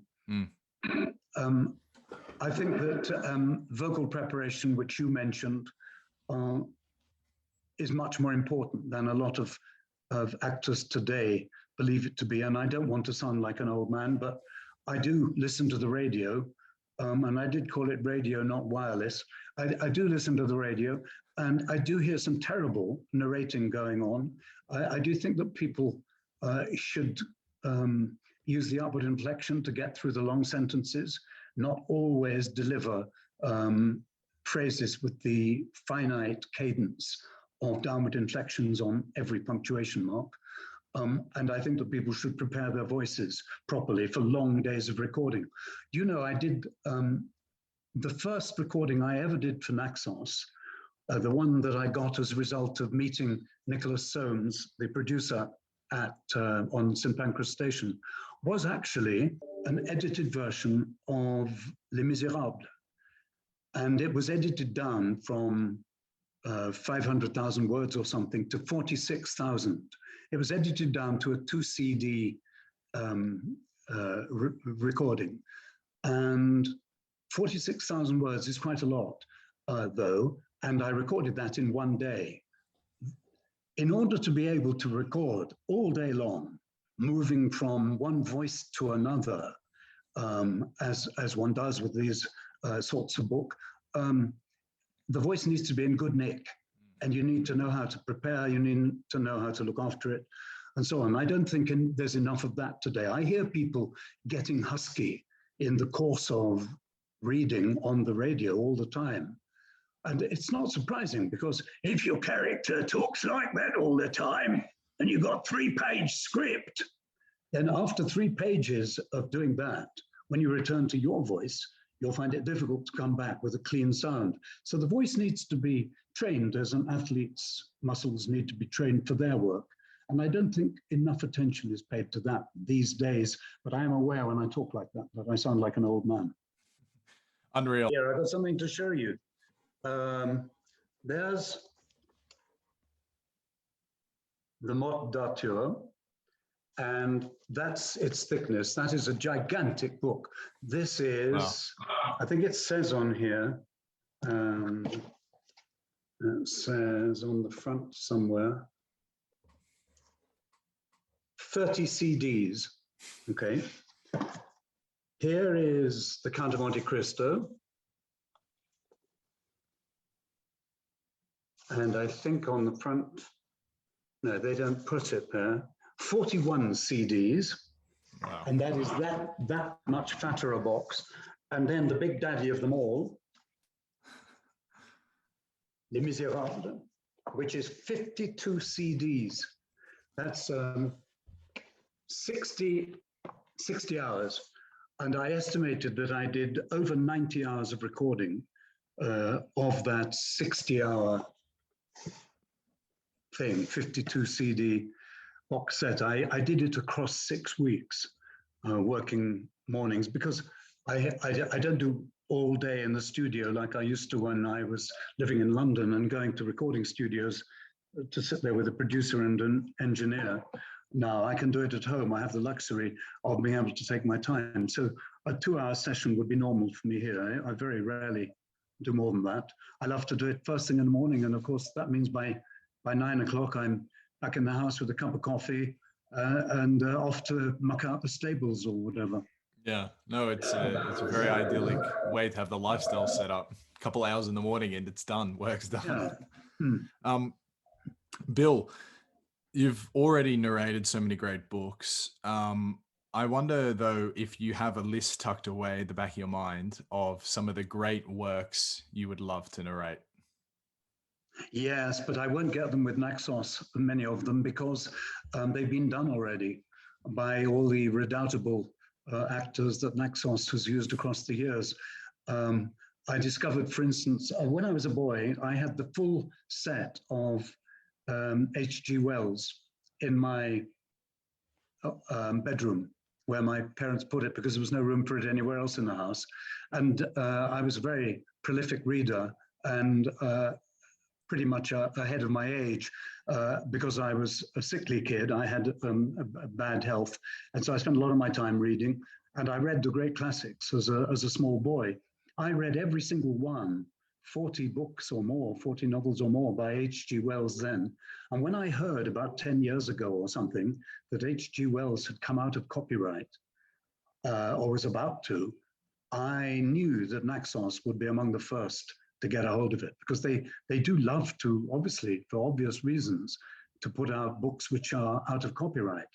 And the UK rule of copyright is 70 years, I think, from the death of the author.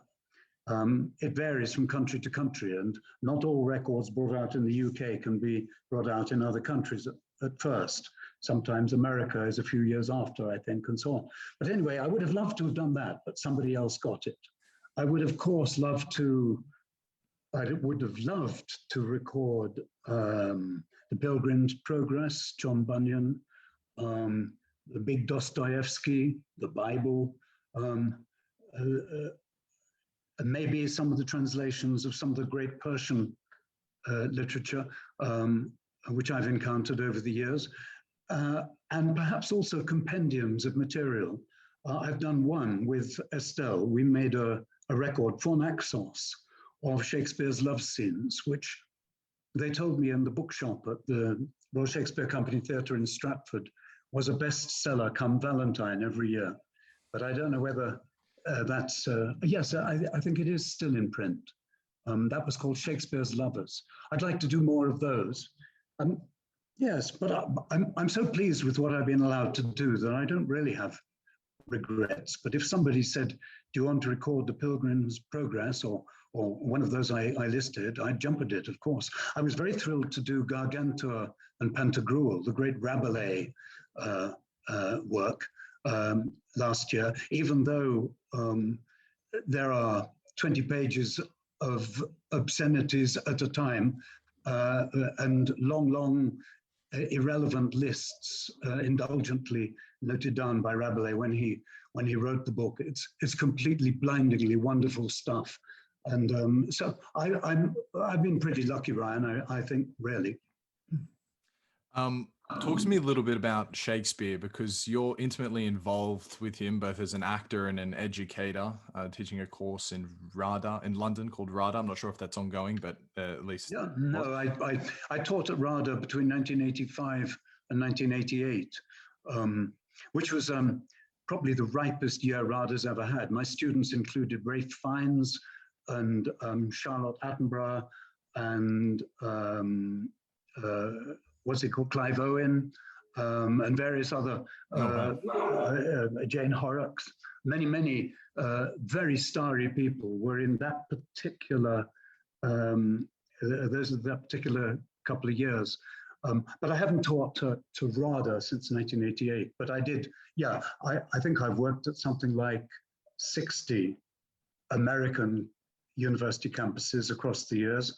I ran a department for a while at the Eastman School of Music, and I've had posts for longer periods at various American universities. Particularly, I have an association with Florida Atlantic, where 3 times I've had an honorary chair.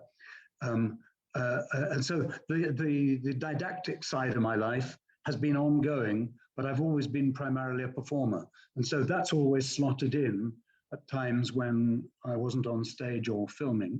And I'm lucky in that respect. It often paved the way when theatre wasn't. The reason why I used that preface of mentioning your involvement with Shakespeare was because I admit I know literally, well, not literally, but functionally nothing about Shakespeare and can't recall pretty much anything of what we covered in high school on it.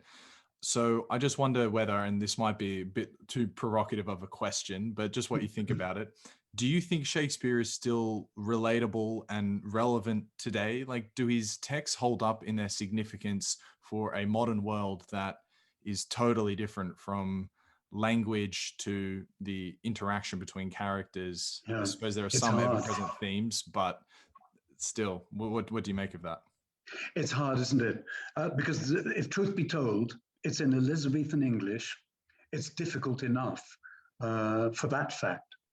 When you add to that fact that the plots are convoluted and sometimes there are big disconnects in the plot, in the history plays, and even in the comedies sometimes,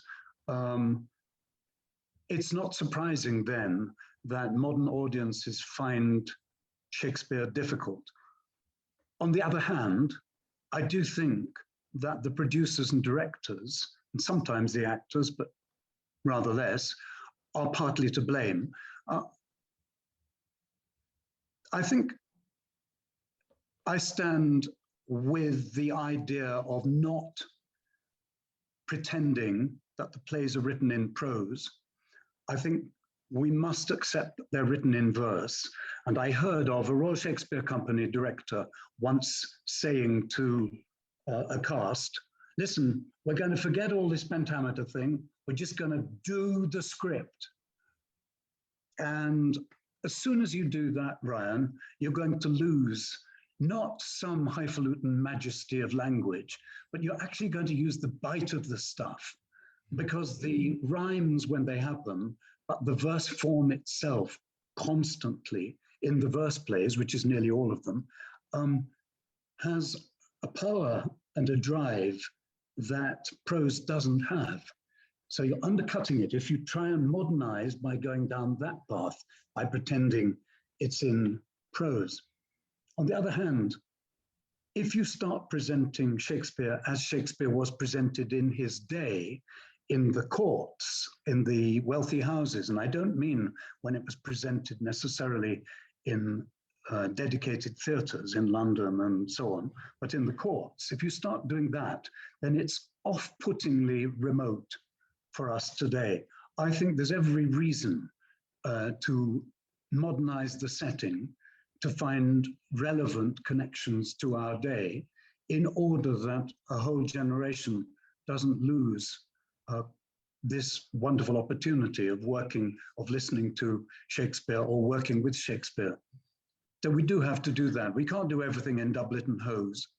I directed a production of Romeo and Juliet some years back for Hull Truck Theatre. It transferred to London and then it went to New York. And in it, I had the young pop singer Roland Gift from the Fine Young Cannibals playing Romeo, and an Asian girl playing Juliet. And then I cast the households according to ethnicity, deliberately. It added an interesting, a very interesting, especially for anybody who's lived in inner cities where they're in the 70s and 80s. There was much conflict between Asian and West Indian communities, for instance. So that would have made the play relevant in a way that it's not automatically relevant to that particular audience. And so I think you must gear your production to the audience you're aiming it at, and use whatever tricks you can to that end. The only thing I would say is I really hate it when people pretend it's not in verse. That doesn't work. Are you optimistic that he might still remain relevant, say, when your grandchildren come along and they are getting into their adults, they're becoming adults? Do you think Shakespeare will still be someone that they know that, oh, well, old people revere it, but it doesn't mean anything to me? You know, do you think it will be that sort of sentiment? I don't know if I'm optimistic, but I'm hopeful. My own grandchildren, I've got 7 grandchildren. I write poetry with them. And in fact, they even have poems in my last but 2 collection. There are 4 pages, I think, dedicated to their poems, in which at the bottom of the page is the author credit. And it says, in one example, for instance, it says, Farley, Betsy B, Purdy, Anouk, and Pappy, because we wrote the poem together. Now that poem was a sonnet. And my grandchildren love to write sonnets. Obviously, it's because they love writing sonnets with their pappy. It's pappy because they're French. Or those 4 grandchildren are French and live in France. But they love to write sonnets with me, and that will never leave them. They've written sonnets which have been published. My other grandchildren who live in Glasgow have a half French mother. That's my daughter by my first wife. They have a half French mother, and they too write poems with me, and I've done my best with them too to write sonnets. I recently did a poetry competition with them with a prize, and they each had to write a sonnet. Of course, they got a little bit of help, but nonetheless, they did write their sonnets. Now, I think those children, for instance, have been exposed to an Elizabethan verse form. And if any teacher in the course of their childhood picks up on Elizabethan English in the course of an English class, they'll have something to offer, which the other children who haven't done that would have. So let's hope, let's keep our fingers crossed that the attrition of funds for education doesn't continue, and above all, that teachers pay more than lip service to the writings, Elizabethan writings and so on, because it's down to them, it's down to the teachers to put it across to the children in a relevant way, and not simply sell out and only go for pop culture at the expense of classical culture. Classical. Tell me about the story of becoming an honorary citizen of Austin, Texas, which, by the way, I'm not sure if you're familiar, but it's sort of become the world capital of audio, of definitely the world capital of podcasts. So I didn't know. Yeah, the biggest podcasters in the world all moved to Austin, Texas. So tell me about the story of becoming an honorary citizen there, and whether this is another taste of synchronicity, the fact that they did become the audio capital of the world. Wait a minute, can I reach it? I'm going to reach something down and show you, hold on. No. There's my citation. And it says on here, is hereby commissioned for now and for all time to come, an honorary citizen of the city of Austin, under the laws, da, da, da, da, da. It goes on with all the rights and emoluments there too. And when I was presented with it, the senator had flown in from Washington by helicopter to present it. And when I took it, I read that little bit aloud for the audience. We were on a ranch, a big Texas ranch, and we were on a stage they built specially. I said, does this mean I can rape and pillage? And he said, nope, and you gotta pay taxes too. I'll tell you how I got that. I was traveling with David Suchet from the Royal Shakespeare Company, Sir David Suchet nowadays, and Estelle and a couple of other actors. And we were honored right out of the blue with citizenship of Austin. I had been there before on tour, and I worked a great deal in Texas, and I've had 1 or 2 posts of longer standing in Texas. So I'd had a fair bit to do with the place, but I think it was because it was a distinguished tour, and we were doing workshops in the university with English and drama students, and they wanted to honor us kindly, and did so. And it was a gigantic event. There must have been 500 to 1,000 people there, a stage especially built, a mesquite barbecue for all of the guests. And well, it was an extraordinary event at which I felt very honored. And I've made a point of putting it in my biography ever since. It was something I thought was a huge honor. Austin is a young town. I always think a young city, university town. All of the bartenders, all of the waiters and waitresses, all the people serving you, all shopkeepers, nearly all of them at that time were university students. And the place was humming with a sort of vitality, really rather similar to Grenoble in France, a similar town where practically everything is run by students at the university. I loved Austin. I've been back a couple of times in passing on tour to work. It sounds amazing. It's a place I certainly want to go as well. Since 2020, it's really taken off as kind of the place to be in America. Like a lot of giant tech companies have moved their operations there, and a lot of famous people have moved there. A lot of people left from LA to go there. So yeah, I wonder if it's. I'm not surprised. It's a lovely, lovely place. I remember Austin with as much affection as any other place I've visited in my life. Yes. Amazing. Well, look, Bill, we've been slogging it for about 2 hours now, and I really want to thank you for giving me so much of your time. It means a lot to get a chance to learn from someone as yourself, but then also to, be able to borrow their time. So I have 2 more questions for you. The first being, if you could witness a conversation between any 2 people of history. So language barrier doesn't matter. Different age is fine. If you could listen to a podcast, for example, who would the 2 people be between? I would put Robespierre and Napoleon in the same room and stand back. Can you explain who's Robespierre? Robespierre, the great revolutionary who became, having overthrown the monarchy in France, then became as despotic as any monarch had ever been before him. And Napoleon, Robespierre, technically a great left-wing leader, and Napoleon, technically a great right-wing leader, military mind and ambitious and vainglorious person. Sparks would fly. I think those would be my 2 choices. Amazing.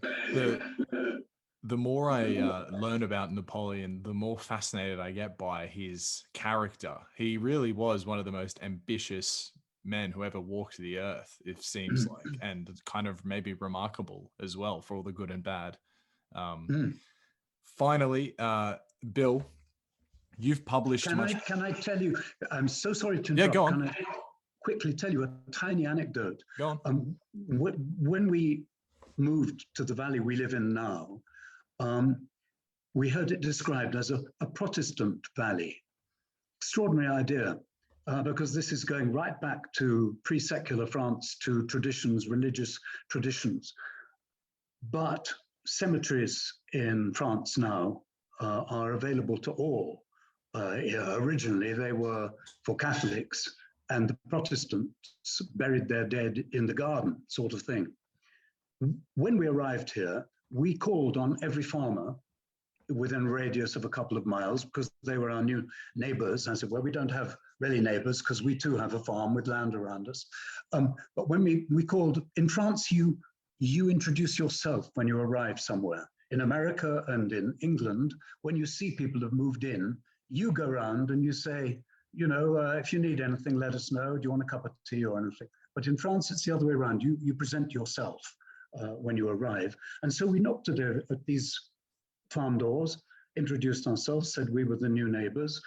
And in every single case but one, we were asked, this is 4 out of 5, asked us if we were Protestant or Catholic.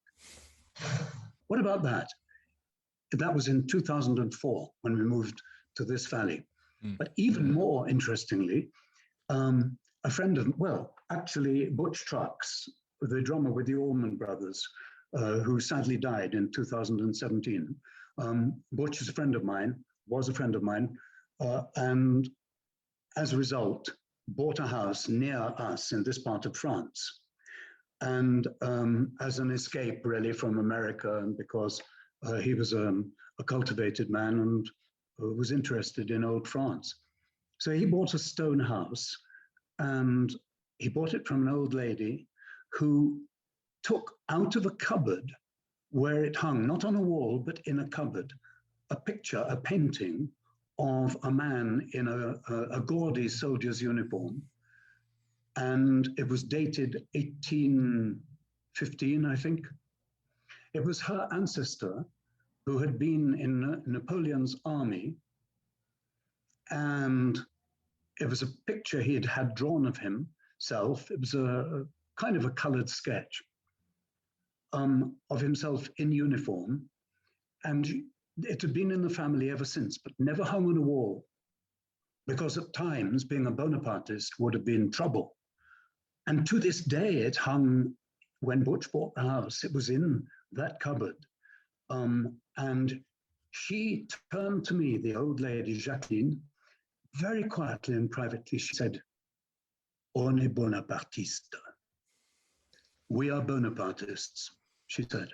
She really did in 2004. Butch and his wife, Melinda, were so moved by this that they asked if they could take it with them. She said it must stay with the house. And they said, no, it must stay in the family. So they took it to a museum in New York, the big museum of one of them in New York, anyway, huge museum. And the curator made a copy for them on vellum of the correct material with the correct colors, an exact, absolutely identical copy, which they then put on the wall in the house and gave her the original. No, the other way around. She wouldn't take the original. She said it must stay in the house. So they gave her an exact identical copy, terribly expensively produced, a New York curator for them. But what about that? In 2004, still today, there was a family who were proud of being Bonapartists.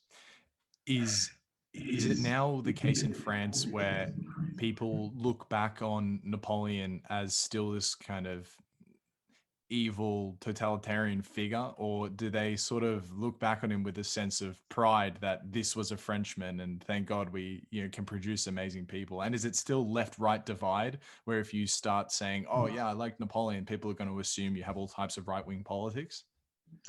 Not really. They love him as you love a rock star to this day.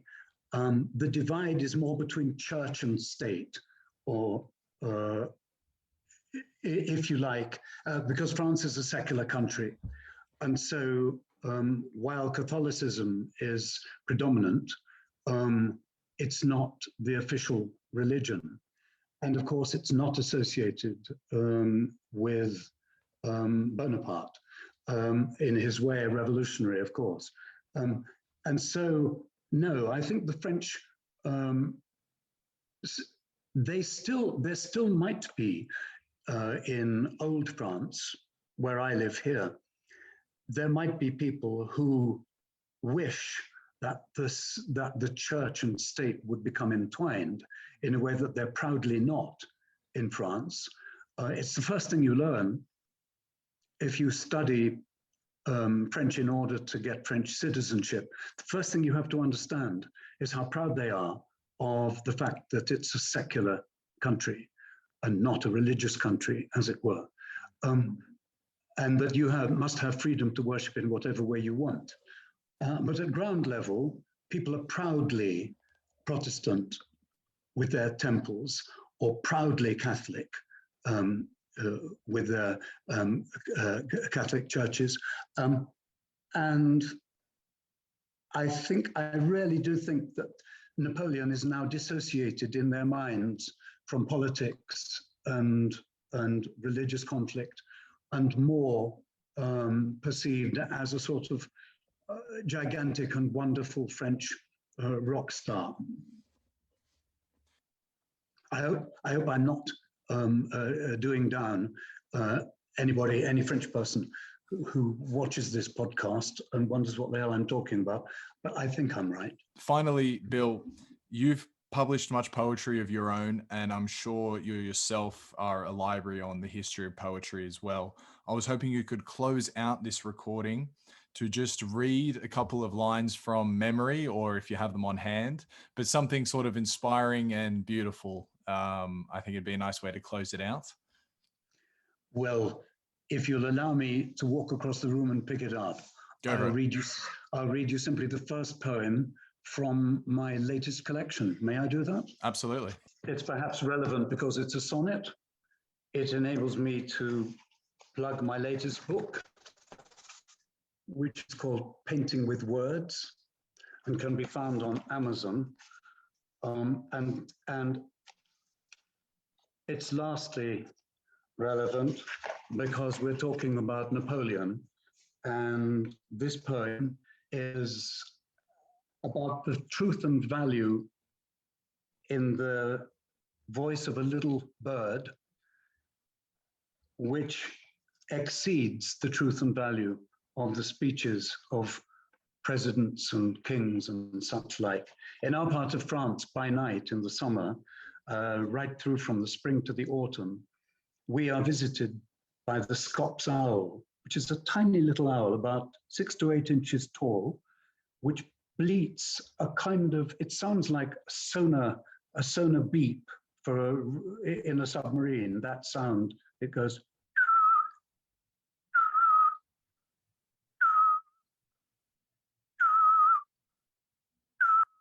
all night. The first time my 84-year-old mother stayed, she was 84 at the time, stayed here, she thought we had a burglar alarm going off all night. And in the morning, she said, I haven't slept. I was so worried. I heard an electronic beep all night, and I was so afraid it was a fire alarm or a burglar alarm going off. In fact, it was the Scops owl.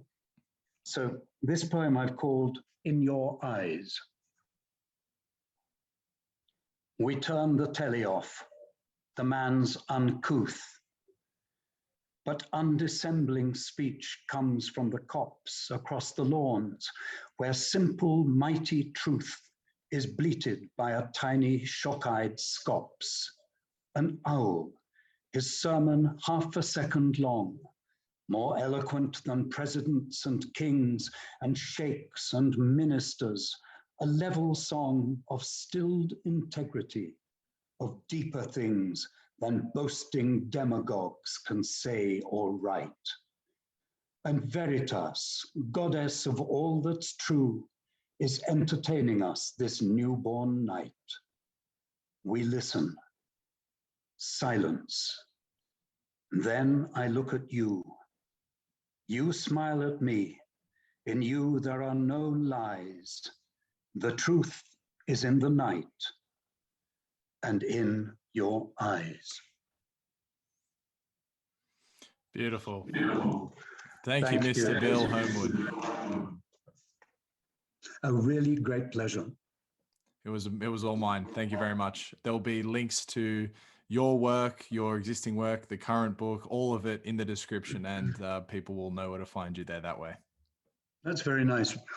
Ryan, as an aside, if I may, you've got a lovely, bright baritone voice. I can only imagine that your reading will be very compelling. Oh, thank you very much. I hope it will be as well. Pleasure. All right. Cheers, Bill. That was a real pleasure. Thank you so much, mate. And I hope you guys enjoyed that as well. If you're still hanging around, then it's likely you, the same as I, thoroughly enjoyed listening to Bill. What he said there with the upward inflection on the commas versus the downward inflection that might be natural for certain dialects was massive. I'm consciously thinking about now as I'm recording this audiobook, which is Jim Henry's Blood Bankers. Episode 49 had Jim Henry. We spoke about his book, Blood Bankers. We're turning it into an audiobook. I'm going to narrate the bulk of it. That's what that is. I'm really excited to launch that. I'm going to keep you all posted about that as well. One guy actually did email me saying, why wasn't there not an audiobook? Because he really wanted to listen to one after he had listened to the podcast. So if you're listening to this podcast, the specific guy who wrote me that email, then, it's coming, bruh. Now, something I also want to do is... just make a general appeal to you guys and explain what my ambition is for the podcast. I want to corner the podcast market for eclectic curiosities in whatever country it is you're listening in from. Now, like I've said on previous episodes, what does that all actually mean? It's not exactly obvious what that means. It's not like there's a genre for eclectic curiosities, although there should be. There's not even a genre for general curiosities, which there certainly should be. There's just genres that are just cookie cutter from art, science, culture, etc. As podcast listeners, there's a lot more diversity to our flavor than that, I would imagine.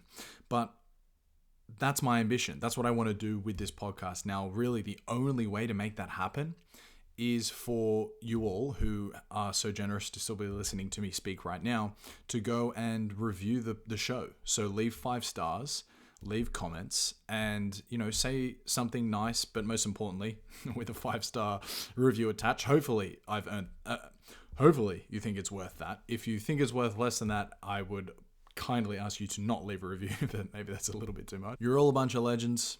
Leave reviews. Tune back in next week. Write to me. That's the other thing as well. Write to me. Reach out. I'd love to connect with you all. And cheers and ciao.